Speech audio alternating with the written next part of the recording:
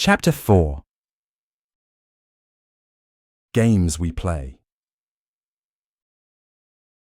Remy watched Veronica lean back in her chair and look up at the ceiling of her bedroom from the hallway. It wasn't the first time he'd stalked her. After she came back from Kai's gathering, where Lucius slaughtered any and all demon there, she walked slowly to her room where she stayed for 2 days. During those 2 days, he stood outside her door, listening to her breathe erratically, sob hysterically, and tell herself that everything was going to be all right.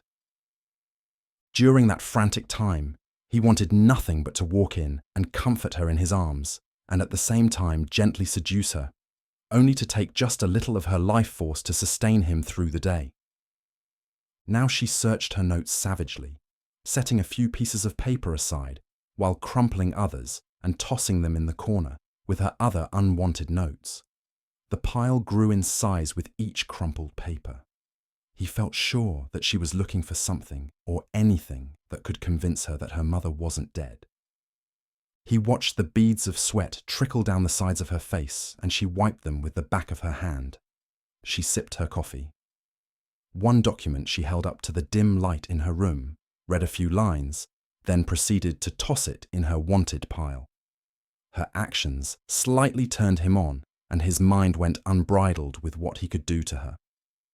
What she needed was to be protected, and Remy felt he was the only one who could offer her that chance. Lucius's promise to Veronica's mother fell through, and Anastasia became preoccupied with her mission to rid the city of any remaining demon who supported Kai. Veronica reminded him so much of Doll, the servant girl his human parents hired before Remy became a demon. Those days of his human existence seemed like a long time ago. What he did remember, he kept close, writing down those thoughts he felt he'd forget forever. He'd admired Doll and loved her secretly. It was unthinkable for someone in his class of wealthy bourgeoisie to have any desire to copulate with a servant girl. But no one knew him like she did, and he kept their relationship hidden from his parents and from his younger sister, Marie.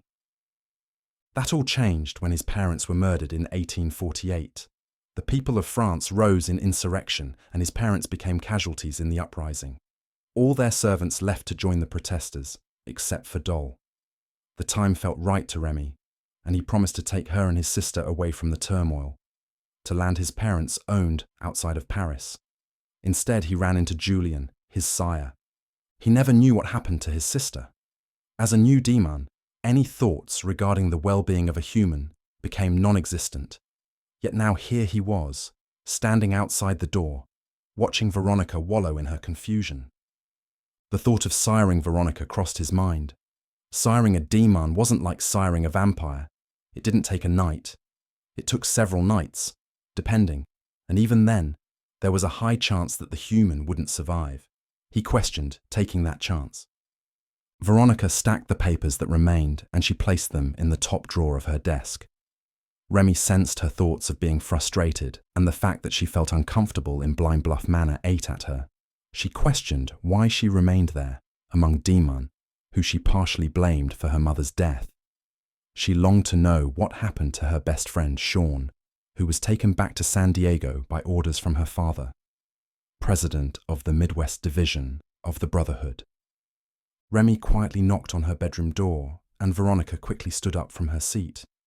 "What do you want, Remy?" She breathed in heavy, and she placed her hands on her tiny waist. "To rip you open." Remy closed his eyes, then reopened them. "Just thought you needed company." "Well, I don't." "Everyone needs company once in a while, even a demon." He walked in slowly. "I don't need your company. I'm perfectly fine alone." "That's not what your thoughts tell me," he replied, and sat on the edge of her bed. She exhaled and returned to her stack of papers. "You know, sometimes I wish you were a vampire so I can take back my invitation and kick you out of my room." "Doesn't work like that." He tapped the side of his forehead in thought. "Actually, I don't know how that works." He watched her walk over to the stack of crumpled papers and began to gather them. He stood up and approached her. She slightly jumped at his presence and stood back while he began to clean her corner quickly. placing the balls of paper in her trash. "Why are you doing this?" Ignoring her question, Remy glanced back at her. "You're going to need another trash bag." Veronica held up her hands. "Just stop! Stop it! Right now!" Remy stood up. "I want you out of here." "I'm helping you tidy up your space, that's it." "No, you're up to something." Remy sensed emptiness emanating from her as she raised her voice. He didn't understand why she strained to come to the realization that he only wanted to help her. "I scare you?" Confused, Veronica paused. "What?" "I'm sorry if I'm scaring you, Veronica. I just want to help." "You can help by leaving my room." "You just remind me of someone I used to know. One of your many victims." Veronica rolled her eyes. "No, someone I knew when I was human. A woman I was madly in love with." Veronica's eyes narrowed in on him. "You were in love with someone?" Her researcher side began to show. He knew that besides searching for her mother, she also investigated the backgrounds of himself and Anastasia. At one point, she investigated Hallie's history, trying to help her find whoever sired her. "I don't know how to approach you and make you feel not scared of me," he said. "I don't know what I can do to make you feel safe around me." "You're a demon," she replied. "I'll never feel safe around you." "But you don't have to be." Veronica huffed. "What have you done that wouldn't make me scared of you? Think about it." He paused. He couldn't come up with one solid explanation. "I could kill you right now if I wanted," he replied. "But I'm not because I don't want to." Veronica shook her head in disgust. "There are a lot of things you'll never understand." "I get it. I get it." His eyes lit up. "You think that I won't ever be able to act human, that I will never ever know passion, desire, and love because I'm a demon." "Damn right." In demon speed, he quickly ran over to her bed. He saw in her eyes that their speed astonished her. It always astonished humans because it looked like a blur to them, followed by a slight gust of wind. "I'm not playing a game, Veronica." He paused and he hummed. "Unless you want me to." He sat on the edge of the bed and he laid back. "See, this is exactly why I won't ever trust you, Remy. You're disgusting." She walked over to the bed. "If you won't leave my room, then I will." He moved quickly and he grasped her in his arms. She stared back into his brown eyes and she quickly looked away. "Am I hurting you?" Veronica attempted to push herself away, but Remy increased his grip. He liked it when they fought back. "I could hurt you, but again, I don't want to." She struggled again and he moved in closer, sniffing her neck. His eyes rolled back in pleasure. "I'm being serious. I want to help you." At that moment, he wanted her. Not all of her, but just a taste. Enough to satisfy his craving for human. He heard footsteps outside of her room, and before he could react, he saw Anastasia standing in the doorway. When their eyes met, he slowly released his grip, and Veronica quickly moved away from him. He loathed Anastasia. Somehow she always knew when to crash on his parade and show her dominance, being the oldest demon in the manor.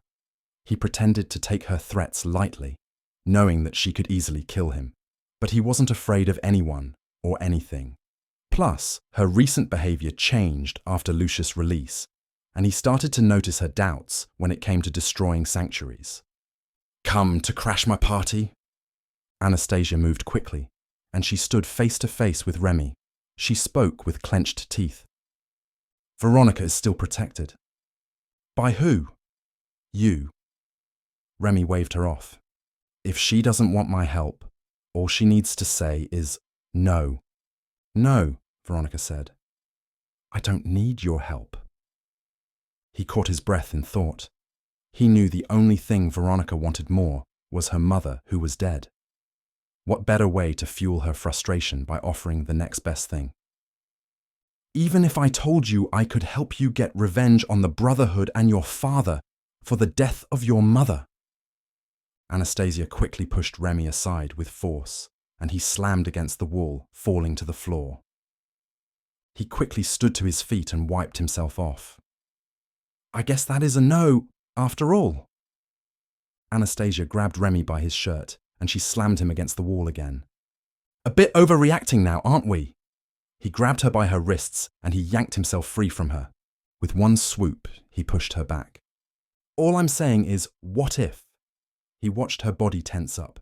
"Anastasia, I know you're doing this for Lucius, because you guys are like clothes or something, and you follow all his commands, even if they're wrong." Her eyes slowly changed from brown to a stark black, and her Ramanga fangs dropped from her gums, signaling she was preparing herself to attack. Knowing that if he fought her back, she would possibly maim or kill him, Remy headed for the door. "I'm not going to fight you, Anna." He looked over his shoulder at Veronica. "Like humans say, revenge is a dish best served cold. Think it over, Veronica. Your choice." Before he walked out of the room, Anastasia spoke. "Nathan wants you to come down to the study." Remy turned around. "For what?" She looked back at Veronica. "And you as well." "Must be important." Remy rubbed his hands together. "Guess we should be going then." Anastasia moved past him and walked down the hallway. "You're very annoying, Remy." "I could say the same for you," he replied. "But something tells me you don't care." "You're right. I don't." In demon speed, he caught up to her. "Well, that's a damn shame. I thought you were learning to care." Anastasia walked forward and pushed him aside. "Move out of my way." "Or what?" Remy laughed. "You're going to manhandle me like you did back there. The all and mighty powerful Anastasia versus the annoying Lamia." He continued to watch as she disappeared down the stairs and to the foyer. She stopped just shy of the study, watching Nathan standing near the fireplace mantel in deep conversation. Veronica caught up to Remy, and before descending the stairs, he whispered slowly, "The Brotherhood is a vast organization, Veronica, but I'm sure you know that." "I don't need your help," she whispered back. "You sure about that?" "There's nothing you can do to bring down the Brotherhood. Bringing down an organization like that is quite easy, really." He stood on the stairs. "You just need to know the right buttons to push." He leaned over the balcony and watched Anastasia below. Eventually, Anna's going to realize that her big sister routine is running out of steam and even she can't protect you. Veronica headed down the stairs and toward the foyer when Remy spoke up again. "I personally think you have every right to go after the Brotherhood for what they did to your mother. Everyone has the right to seek revenge. Anna decimates sanctuaries just for kicks. Lucius is hunting down Kai to the ends of the earth. Why can't you have your fun?" "That's different." "No, not really." His response left her stirring in her own thought. He slowly descended the stairs, catching up with her. "Killing is killing." "You have no idea what's truly going on, Remy," Anastasia scoffed. "Maybe not everything, but I think I know what's going on with you," he replied. "You can't fool me. You're changing. You're starting to actually care." He continued his barrage. "I have to admit, it's a little awkward for me to watch the old bloodthirsty Anna slipping away." "The only thing you care about is drama," Anastasia replied quietly. "True, but I hope you know that I really do miss the old Anna. I found her rather sexy." He now stood only inches from her and grabbed her hand and placed it on his chest. The Anastasia he heard about in his past was nothing like the Anastasia now. Maniacal, heartless. All Deamhan feared her and her sire. She killed anyone in her path. Demon, humans, researchers, and vampires. She betrayed the Deamhan she sired, and she never thought twice about killing anyone or anything. "I wish I had a reputation like you." He moved her hand toward his right breast, then over to his left. They glazed over his pierced nipples, and he finally moved her hand toward his belly button. He looked to Veronica, who stood just a few feet from them. "You know, Veronica, none of those researchers who have ever followed me got it right. What they wrote in those crappy books about me, it made me look like a saint compared to Anna. What they wrote about your current housemate was absolute perfection. Release me." He watched as Anastasia's eyes grew dark and void. "I remembered my sire telling me about the scary Ramanga." He placed his hand underneath her chin and pulled her in close. "He said if I ever crossed her to run the other way. He feared her as much as any other Deamhan did." He moved in a little closer, expecting Anastasia to throw him off, possibly breaking a few of his bones in the process. Instead, she didn't resist. Remy scoured her thoughts and found them empty. He placed his lips over her mouth, and at that moment, he took advantage. He sucked, feeling her essence entering his mouth. He didn't prefer the taste of a demon to a human. It made him cringe, and if he decided to drain her completely, he too would fall victim. However, Anastasia's essence had a sweet yet tart taste that he found to be addictive. He felt her energy traveling through his system. It jolted him at full attention, and he wanted more until the energy suddenly changed. It felt weak and heavy, and its taste turned wretched. As quickly as it began, she pushed him away with such force that Remy tumbled back, catching himself. "What in the hell are you doing?" Anastasia screamed at him.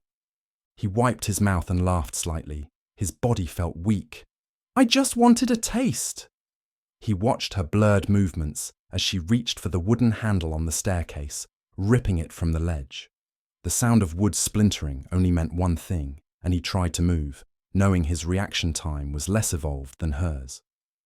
Taking the sharpest edge of the piece, she rammed it into his right breast. Pain shot through his entire body, and he gasped, quickly falling to his knees.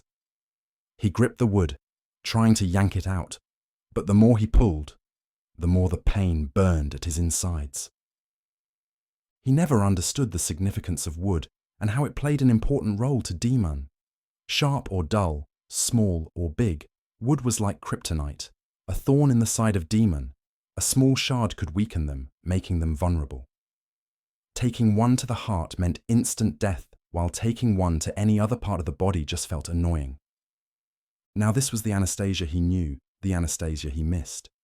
He loved playing with fire, playing with her emotions, and the thought of coming close to death became enough to excite him for another go-around.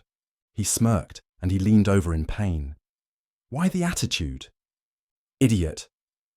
Anastasia rolled her eyes and she growled, "I'm not some human you can seduce. You could have killed us both."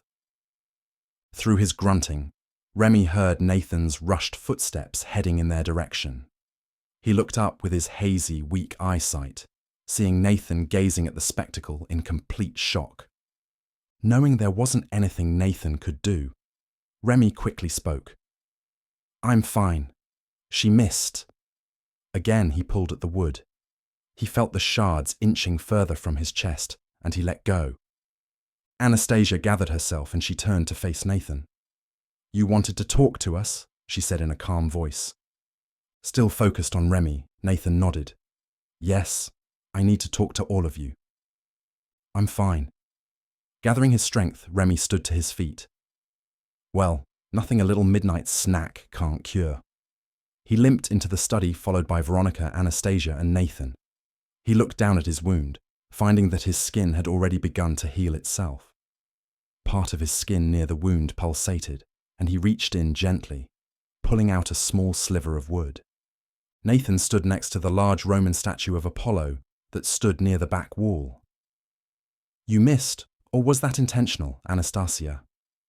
"If I wanted to kill him, I would have." Her eyes moved to two black suitcases, resting next to another Roman statue just inches away. "Are you going somewhere?" "That's why I needed to talk to all of you," Nathan answered. "I leave for Chicago come morning." "Chicago?" Veronica repeated as if she'd never heard of the city before. "Is everything okay?" "Something came up," Nathan replied. "I will be gone for a week." Upon hearing Nathan's answer, Remy looked to Veronica, reading her thoughts, wondering if his travel had anything to do with Lucius. He knew the streets of Chicago, overcrowded with hordes of Deamhan and other hostile creatures. The Deamhan in that city made the Deamhan in Minneapolis look like fairies. But he seized this opportunity as his chance to get Veronica where he wanted her, under his wing and trusting his every word. "Will you be comfortable staying here when I'm gone, Veronica?" He then looked to Anastasia and Remy. "And will you not try to stake Remy again?" Anastasia remained silent. "I won't be gone long," Nathan promised. She tilted her head to the side. "Does this have anything to do with your sickness?" He shot her a confused look. "No, I'm not sick. I'm perfectly healthy." Remy squinted. A demon had the ability to smell a human disease from a normal common cold to something as serious as cancer. He couldn't pick up on any scent, and he wondered if Anastasia had made a mistake. "I'm meeting an old friend down there," Nathan said. "No, not that," Anastasia interrupted. "I don't care about Chicago." In Deamhan's speed, she positioned herself in front of him. "Earlier, you smelled of sickness." She brushed her dark hair away from her shoulders. "I promise you, I'm fine." "Who is this friend? A Deamhan?" Veronica asked. "A Deamhan my father knew." Anastasia huffed. "Chicago is not safe for someone like you." "I will be okay," Nathan replied again. "Someone should go with you." "I will be fine. I will call you when I land." Anastasia turned and headed out of the room. Nathan sighed and turned to Veronica. "You have my number, Veronica, if you need anything." "She'll be fine," Remy replied. "I'll make sure of that." Nathan nodded with a look of concern in his eyes. "I have a few more things to pack." He left the study and slowly walked up the stairs to the second floor, disappearing from their sight. Veronica sighed, and from the corner of her eye she stared at Remy. She opened her mouth to speak, but remained silent. "So," Remy said, "still interested in my offer?" She bit her lower lip in thought. "Don't worry, the only blood spilled will be on my hands, I promise." "That's not what I'm worried about." She started to walk out of the study when Remy quickly blurted out, "I can give you Kai." She stopped in her tracks, and without looking back at him, she replied, "How could you do that?" "For someone like me, he wouldn't be hard to find." A wide grin appeared on his face.